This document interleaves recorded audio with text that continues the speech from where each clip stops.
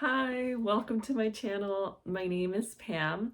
This year for my New Year's resolution, I decided that I wanted to challenge myself to read one new book, listen to one new album, and watch one new movie every week, at least new to me. So to keep myself accountable and keep track of this goal, I decided to create a blog called One Per Week. You can click the link in the description to read my weekly posts and keep up with me on this journey. So ideally, I would want to be able to do all three parts of this goal, but life gets busy. So if ever I can't do all three, then I would aim to at least do one of those three parts of the goal. So far, so good though. The month of January was successful and I was able to do all three every week. So you can subscribe to my channel, follow my blog, follow me on my socials if you want to keep up with me with this goal. In this video, I'll be giving you a recap of what I read, listened to, and watched in the month of January 2023. So this is my first time ever editing a video for YouTube. I'll try my best, and I'll try my best to also put timestamps in the video so you can skip to whatever part you want to watch. Just as a disclaimer, please don't be upset if you disagree with me on any of my opinions. They're just my opinions, and I don't consider myself an expert on any of the things that I'm talking about. I just love music. I love exploring different genres of music. I like watching movies, and maybe what I'm most qualified to talk about would be books. I do have a master's in English, but again, I don't consider myself an expert, and it's been a long time since I have had to write an essay and review literature. So lately I just read for fun. So yeah, just these are my opinions. I'll be using a rating system of stars, 1 to 5 stars, and 1 being I didn't like this at all, I hated it, to 5, I love this. So let's start off with books then. Last month I read the following books: Harry Potter and the Order of the Phoenix by J.K. Rowling, Cloche and Dagger by Jenn McKinlay, Return Billionaire to Sender by Annika Martin, and Just Not That Into Billionaires, also by Annika Martin. Those two last books are part of her series Billionaires of Manhattan. I'll kind of talk about these books from worst to best, and I think now is also a good time to tell you that I don't read books. I mostly listen to books as audiobooks nowadays. And so my rating for the worst book might be a little bit biased just because I actually didn't enjoy the voice actor's voice all that much. And so that being said, Cloche and Dagger by Jenn McKinlay was my least favorite book of January 2023. I grew up loving mysteries because of my dad's collection of Agatha Christie's novels. We used to watch mystery movies and TV shows as a family. So I've always been a fan of mysteries, but in the past few years, I learned that I'm a sucker for cozy mysteries, or cozies. So if you're not familiar with this genre, it's basically what the name implies. They're cute, low-stakes mystery novels. They're mentally stimulating, but they're not stressful or gruesome like maybe a thriller might be. And you can almost always tell a book is going to be a cozy if based on the cover art. So if you see the cover art with cute animals and the titles are bad puns, then they're probably a cozy mystery. So cozies remind me a lot of Hallmark movies. There is the protagonist who maybe moves to a small town, or they have always lived in a small town. They have a best friend. They own or work in a small shop. They have an animal companion. There's a love interest. And for some reason, they always find themselves having to solve a mystery. I'm a huge fan of Hoopla, which is a free service that my library provides. And I was looking on there for a new cozy mystery series, and I stumbled across Cloche and Dagger, which is the first book in the London Hat Shop mystery series. Unfortunately, though, I don't think this series is for me. The protagonist is so annoying, and she doesn't really do much to solve the mysteries in the novel. So I feel like it kind of defeats the purpose of it being a cozy mystery. Things just kind of happen around her. So again, like I said earlier, maybe it's also shallow of me to say that I couldn't stand the voice actor's voice. So maybe the book isn't that bad, and I just thought that the protagonist was annoying because of the voice actor. The audiobook version of this book is about 8 hours long, and it took like 2 hours for the murder to actually take place. So maybe if I had actually liked the protagonist, I wouldn't have minded that it took so long to set up the backstory. So even though I didn't like the main character, there were some other parts of the story that I did enjoy, and some other characters that I found charming. But yeah, I'm not completely opposed to reading or listening to the rest of the books in the series if they're available on Hoopla. But so far, it's not as good as other cozies that I have read. So for me, Cloche and Dagger was a 2.5 out of 5 stars. If you want to give cozies a try, if you've never read a cozy mystery before, I recommend any book by Julie Ann Lindsay or by Ava Gates instead. So next, if cozy mysteries are my guilty pleasure, then rom-com novels are my guilty pleasure.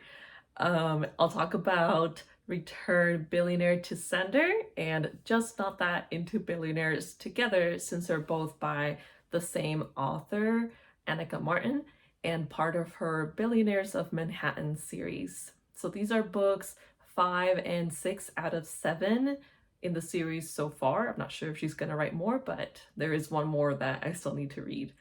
So out of the 2 that I just mentioned, I liked Return Billionaire to Sender better. Actually, it's my favorite in the whole series so far. So all of these books are grumpy, sunshine, opposites attract kind of stories, and they're told from both the perspective of the billionaire and the female protagonist. So the billionaire is always a mean workaholic, and the female protagonist is always sweet and quirky. Sometimes maybe they're a little bit too quirky, which can be annoying. But that's not the case with Return Billionaire to Sender. I thought that Noelle was very genuine and lovable. You can also think about this novel as a modern Beauty and the Beast. Noelle sees the best in people, and she's able to tame the beast so that he can show his good side. What's also cool about these novels is that the women in all 7 novels are friends. So once they've had the time in the spotlight in their respective novel, you can kind of keep up with them in the other novels in the series. So of course, it's wildly unrealistic that all of these women end up dating billionaires, but you just have to suspend disbelief and just enjoy it for what they are. I also know that in real life, the concept of a billionaire is incredibly unethical, but in this world, it's like billionaires are a dime a dozen. So it's as if a group of friends all ended up marrying Princess. As for the 6th book in the series, so Just Not That Into Billionaires, this one is fine. I just didn't like it as much as Return Billionaire to Sender, but it's still very fun. I like that the protagonist is Filipina. Francine is her name. She is sweet, she's fun, determined, she's a ballerina, and she has big dreams of going on tour around the world. But then she finds out that she didn't know that she had been married for the past 10 years. So she is forced to look for her old flame and request a divorce so that she can figure out her travel visa paperwork. Obviously, we know what's going to happen from there.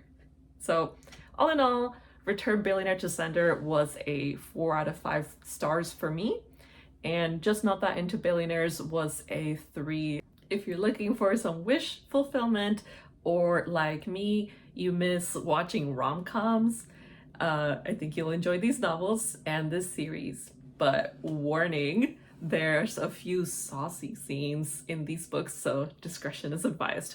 Don't read these, Mom. Finally, the first book I finished in January of 2023 was actually Harry Potter and the Order of the Phoenix by J.K. Rowling. I never read any of the Harry Potter books growing up. I don't really know why. I think maybe it's just because I was more into A Series of Unfortunate Events and Twilight. But I did read, I think, the first 3 novels. But of course, like most of us, I did watch all the movies. I actually remember that I went to the midnight release of Harry Potter and the Prisoner of Azkaban with my cousins. So that one has always been my favorite in the franchise, both the movie and the book. And to be honest, I have never been a huge fan of the movies that came after that. I just thought that they were too angsty for me, and I didn't feel the same sense of wonder that I felt from the first 3 movies. I'm finally getting around to reading the complete series now that I'm an adult. I know that J.K. Rowling is kind of a controversial figure now, but I just need to read these books at least once in my life. So I'm trying to separate the art from the artist and just enjoy them for what they are. But my thoughts on the series might be tainted by all of the YouTube videos that I've watched that take a critical stance on J.K. Rowling and her ideologies and the questionable things that are in her books. If you're interested in learning more about this or watching a more in-depth video about it, you can check out YouTube creator Sean's video essay. I'll put the link in the description for that. I'm giving this book a 3.5 out of 5 stars because it's between meh, okay, and great. I would recommend it to others, but I probably won't be reading it again. I definitely liked it more than the movie adaptation. I always kind of thought that the movie was boring. And what makes me like, but at the same time dislike this book is how Harry has to deal with some real life issues while at the same time deal with some petty teenage issues, like his crush with Cho, exams, and how he wasn't made a prefect. So Harry's still a regular teenager, but he's had to deal with some really traumatic things in his life. So I also feel bad for thinking this, but Harry is just kind of unlikable a lot of times in this book.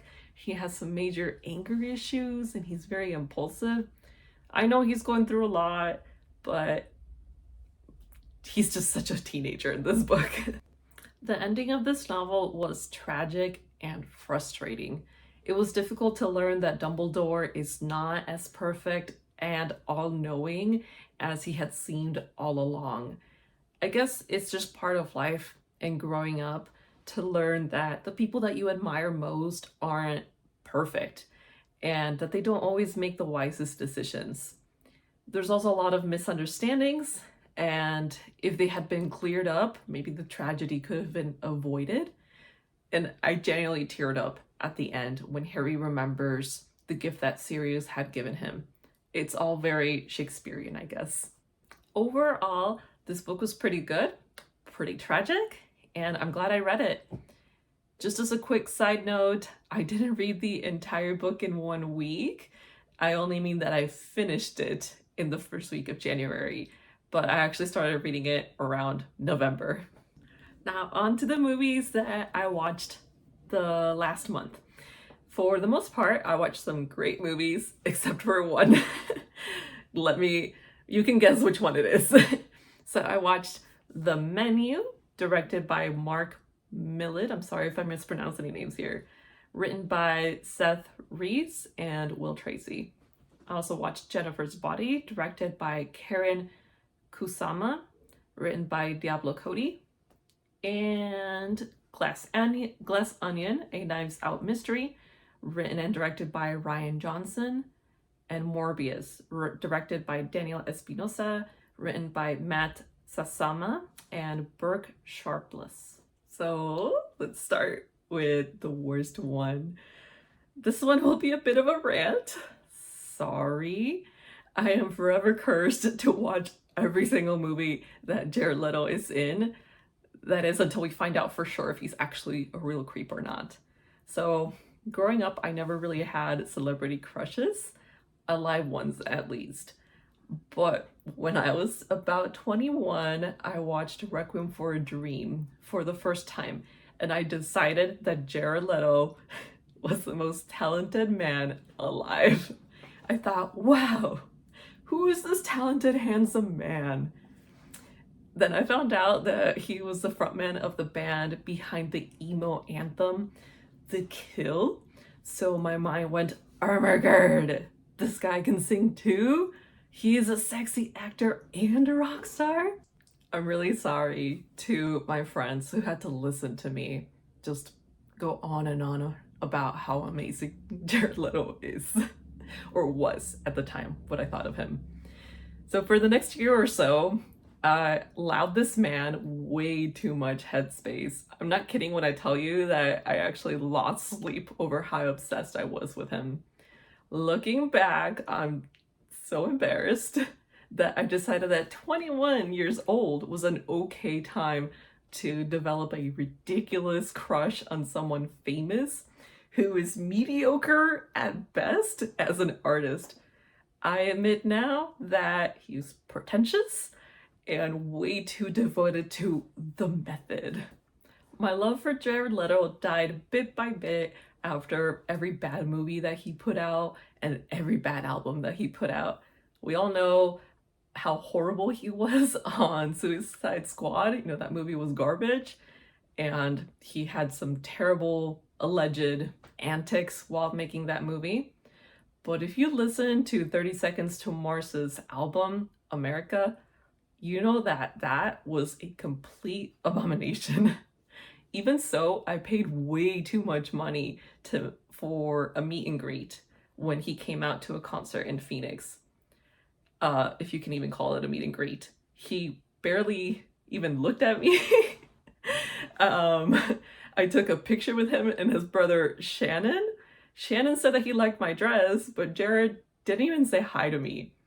So they also did a Q&A, and the audience, the people that paid for the meet and greet, were told ahead of time that we weren't allowed to ask Jared anything about his movies or about his private life. So we all just sat there like, well, what do we ask him then? And the whole time Jared just complained about how hot Phoenix is. You think, Jared? Like, yeah. What's worse is that the cost of the meet and greet didn't even include the cost of the tickets for the actual show. So I was kind of broke at the time, and I had to buy tickets for the show, the cheapest ones that I could get, which were on the lawn in my case. This was an amphitheater. But funny thing is, 30 Seconds to Mars, surprise, surprise, is not popular enough to sell out an amphitheater. And because of that, our tickets ended up getting upgraded and the lawn area was closed altogether. But even then, the amphitheater seats, the actual seats, like half of them were empty. And needless to say, the show sucked. Jared barely sang. He would sing like 3 words, spin around a little bit with his weird like poncho thing, and then be like, sing everyone, get on your effing feet. Wow, Phoenix, it's so hot. So yeah, it was pretty pathetic. The best part of the show was actually when Walk the Moon got on stage as kind of a feature. They were the opening band, but they got on stage during the main act and helped them actually put on a good show. And no, I promise I'm not just salty because he didn't compliment my dress. The show really was that bad. Anyway, that's the night that Jared Leto and I got a divorce. But like most exes do, I still keep up with what he's up to and enjoy watching the train wreck that his career has become. Anyway, thank you for putting up with my rant. Back to the movie review. That's what this is about, right? So I put off watching this movie as long as I could because at this point I'm actually starting to feel kind of bad for Jared and his horrible choice in movies. The man is definitely being humbled and knocked off his high horse. I know he won an Academy Award and whatever, but yeah, look how far he's come.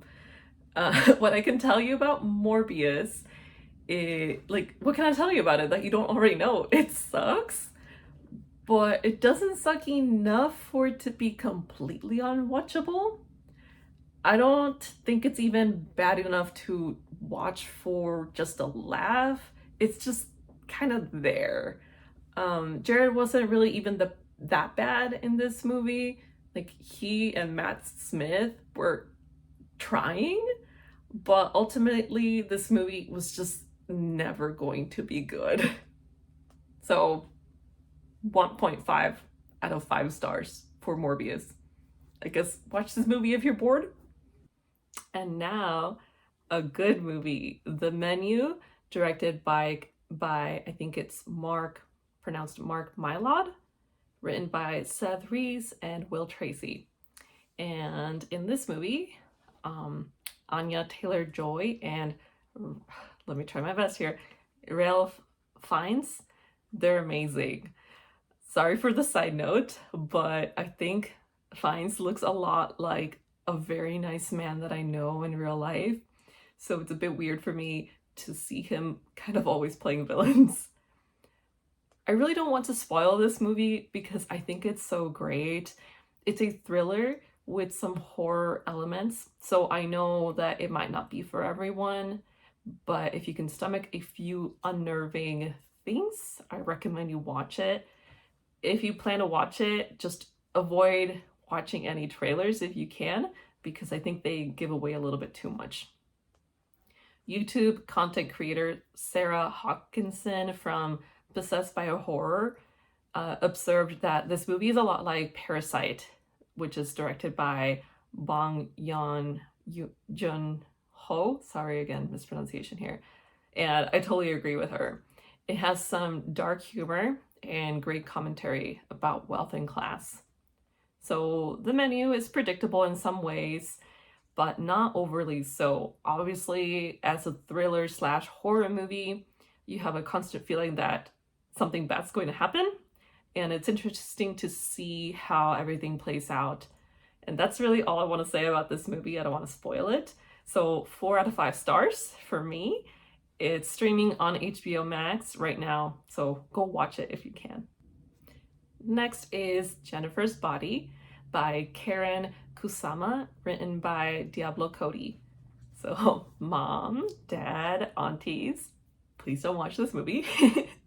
With that out of the way, I never saw Jennifer's Body growing up, and there's many articles, interviews, and YouTube videos out there that talk about why this movie flopped and why I, as a teenage girl, would probably not have seen it when it came out. So the gist of it is that the movie was marketed for men because Megan Fox is hot. But this is really a movie for women. And I really hate myself for hating Megan Fox as I was growing up, but I blame it on internalized misogyny. And nowadays, I'm happy for her for making a comeback, but I'm also still not a huge fan. Mainly, I'm just put off by her cringy relationship with Machine Gun Kelly and their oftentimes insensitive social media posts. I'm thinking specifically of their choices for Halloween costumes this past October. Again, mom, dad, aunties, don't look these up, please, if you're reading this or if you're watching this. Back to the movie though.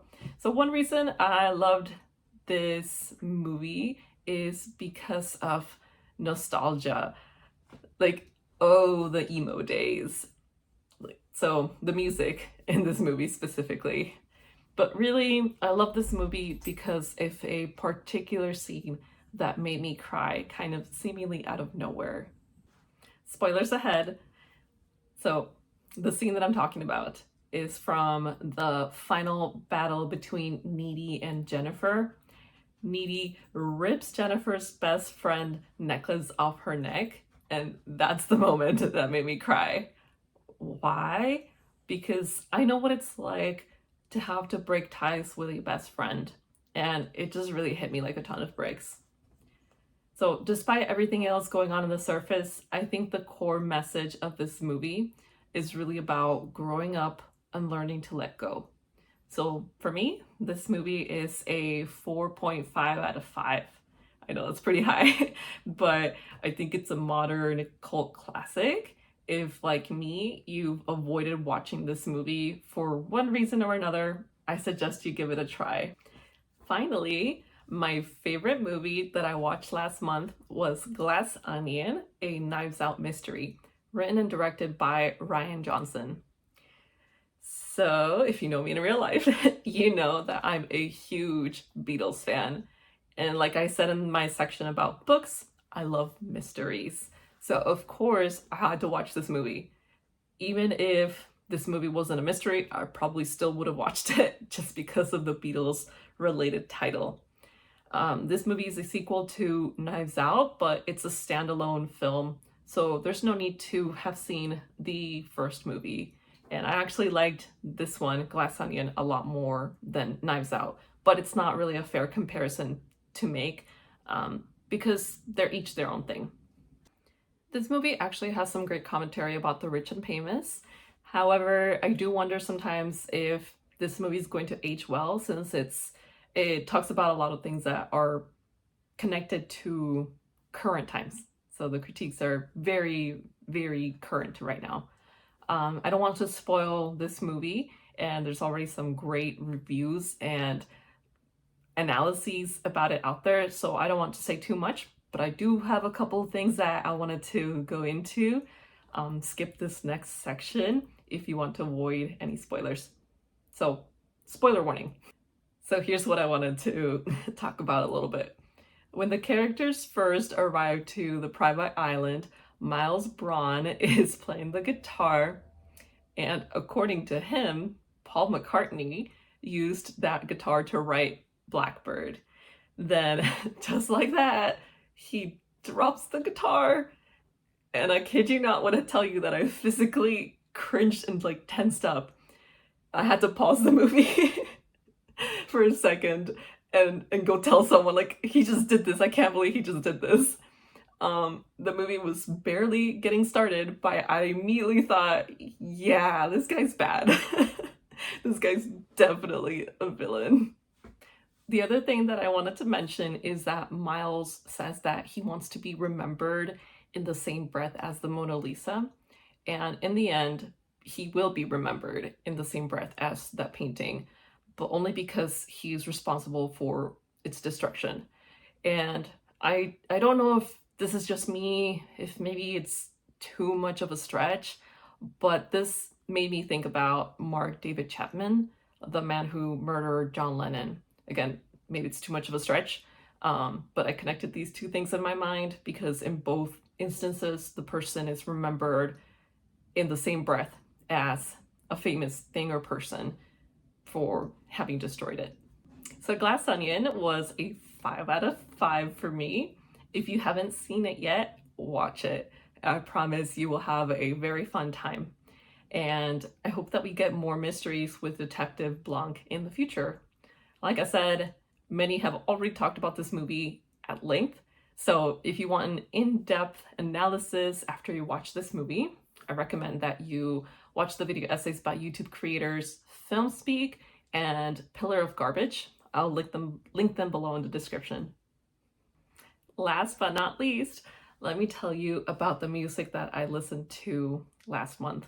So I listened to Midnights by Taylor Swift, The Loneliest Time by Carly Rae Jepsen, A Letter to My Younger Self by Quinn 92, and Blue Rev by Alvvays. So starting with the album that I liked the least, this one was recommended to me by one of my dearest friends. So, mi amor, I'm sorry. You can skip this review for this album. I love you, and I hope that there's no hurt feelings. So my least favorite album was A Letter to My Younger Self by Quinn 92. This is the first time that I have ever listened to a song or an album by him. And you could describe this album as an indie pop album. It's nostalgic, and at least to me, several of the songs feel like they're filled with regret. And while the album as a whole is perfectly fine, most of the songs are pretty catchy even, it just didn't resonate with me. And sadly, I didn't really love Quinn 92's voice either. But my favorite song was the opening song, Am I High Right Now? I enjoyed the choir-like voices in the background. I thought that was really interesting. The song I liked the least was Meeting Strangers because of the call and response portions. They were just kind of too cheesy for me. I wish I had liked A Letter to My Younger Self more, but it's just not for me, so it's a 2 out of 5 stars. Sorry. Next is The Loneliest Time by Carly Rae Jepsen. So, bit of a backstory here. In 2015, I decided to listen to all of the 50 best albums of 2015 as ranked by Pitchfork. Well, most of them, the ones that I could find on Spotify. Why did I do this? I don't know. But I do know that I didn't write down my thoughts on the 50-ish albums that I listened to that year, but I still remember which ones I liked. And Emotion by Carly Rae Jepsen was one of them. I don't listen to the whole album much anymore, but the songs I liked the most do show up every now and then when I play my music on shuffle on Spotify, and I always enjoy them. Pitchfork ranked Carly Rae Jepsen's Emotion 34th on their list in 2015. First of all, when I first saw that, I was surprised to see her album on the list at all, because at that point, I only knew her as the Call Me Maybe one-hit wonder artist, and for that one cheesy song that she did with Owl City. So I always thought Pitchfork was run by hipster snobs who thought all pop music was bad. But as it turns out, Jepsen is a darling among music nerds. So since 2015, I've learned that Anthony Fantano from The Needle Drop on YouTube has always thought highly of her. And recently, I've been watching a YouTube video about this topic. I'll link the video in the description if you're interested in learning more about this phenomenon of music nerds loving Carly Rae Jepsen. Anyway, I decided to listen to her newest album, The Loneliest Time, because apparently she released it on the same day as Midnights by Taylor Swift on October 21st, 2022. I can't say if that was a wise choice or not, but out of the two, Jepsen is definitely an underdog, so I wanted to listen to her album and give her a little bit of love. Sadly, I wasn't impressed overall. The Loneliest Time is a good pop album, but it's mostly forgettable. I know I wasn't a huge fan of Midnights, which you will listen more about my opinion later, but at least that album had a clear theme. The Loneliest Time doesn't feel very cohesive. Neither the album title nor the cover art really convey to me what the album is supposed to be. Most of the songs are very pop-like, but Western Wind and Go Find Yourself or Whatever, for instance, are nice, slower ballads. And The Loneliest Time, the title song featuring Rufus Wainwright, is a groovy disco-like song, and it's definitely a good closing song for the album. If you want to listen to my top Talking to Yourself, Beach House. I know some people might hate that one. Western Wind, and The Loneliest Time. Those are my top songs. But again, overall, the album is mostly fine, but nothing super memorable, which is why I'm giving it a 2.5 out of 5. I also don't always love Jepsen's vocals. They can be a little bit too pitchy at points. So give it a listen and let me know if you agree or disagree with me. Next is Midnights by Taylor Swift. So I hope I don't ruffle too many feathers with this one. I decided to listen to this album after I gifted the vinyl to one of my cousins for Christmas. I'm not a Swiftie, but I've followed Taylor Swift's career and I have liked at least one song or two from each of her albums throughout the years. The last time I actually listened critically to one of her albums was when she came out with Reputation. And I guess that's fitting because Midnights to me feels like a follow-up to Reputation. That said, I didn't really like Reputation. It felt like it was trying too hard to be edgy. Midnights is gritty, but it's more believable than Reputation. It has a clear theme, which I really like, and that is what keeps you up at night. For Taylor Swift, it's self-loathing, fantasizing about revenge, wondering what might have been, falling in love, and falling apart. So my top songs are Lavender Haze, Anti-Hero, Karma, and Would've, Could've, Should've from the 3 a.m. edition. So Would've, Could've, Should've is actually my favorite song. Lavender Haze is a strong romantic start. Anti-Hero is just hilarious and very relatable. And for some reason, it reminded me of ABBA. I don't know why. And Karma is just pure, it's like pure gleeful revenge. Would've, could've, should've, it resonated with me on a personal level. The lyrics that hurt me the most, and I'm sure never would have danced with the devil at 19. I regret you all the time. What I didn't like about this album is that maybe I'm just stuck in the past, still thinking of Taylor Swift with her squeaky clean image, but I cringe whenever I hear her curse in this album.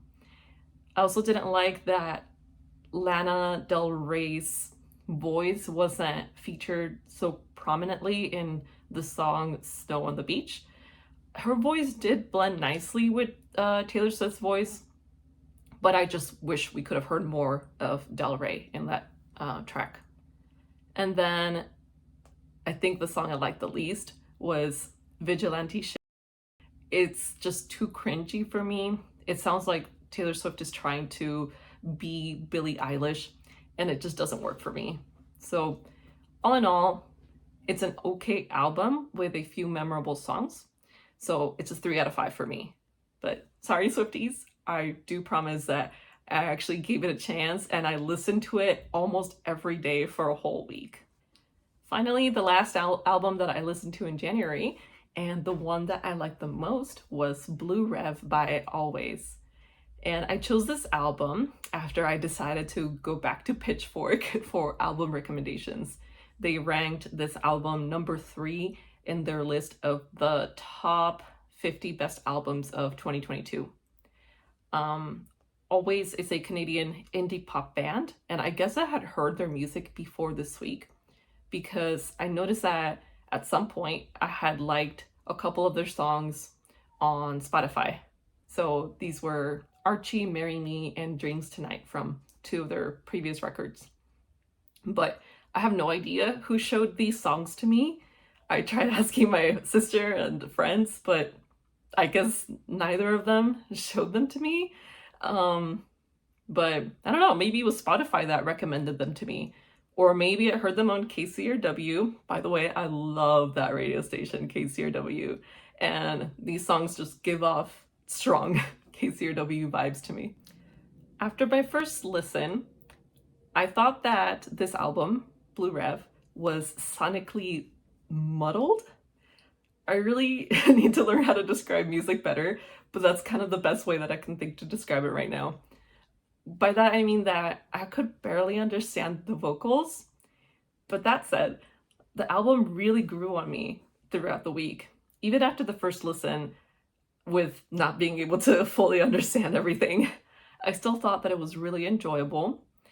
And I thought that I wouldn't mind listening to it throughout the whole week. And upon multiple listens, I just grew more comfortable with the sound, and I can even sing along to a line or two now. My top songs in the album are Easy on Your Own, Tom Verlaine, and Velveteen. So I gave this album a 4 out of 5 stars. If you like Beach House, Best Coast, or maybe Courtney Barnett, then I think you're going to like this album. Even if this kind of music is not what you're usually into, I would still recommend giving it a go. It was just very pleasant and wistful. So thank you for watching my first YouTube video. Leave me a comment in the chat, be nice, and let me know if you agree or disagree with my opinions. You can also give me suggestions for what you think I should read, watch, or listen to next. You can also tell me about your own New Year's resolution. So I hope that my videos inspire you to challenge yourself to accomplish your own goals. Maybe it'll inspire you to do something similar to my goal. And finally, consider subscribing to my channel and follow my blog, socials, so that you can keep up with me and my progress with this challenge. I appreciate your support. Until next time, take care and be kind.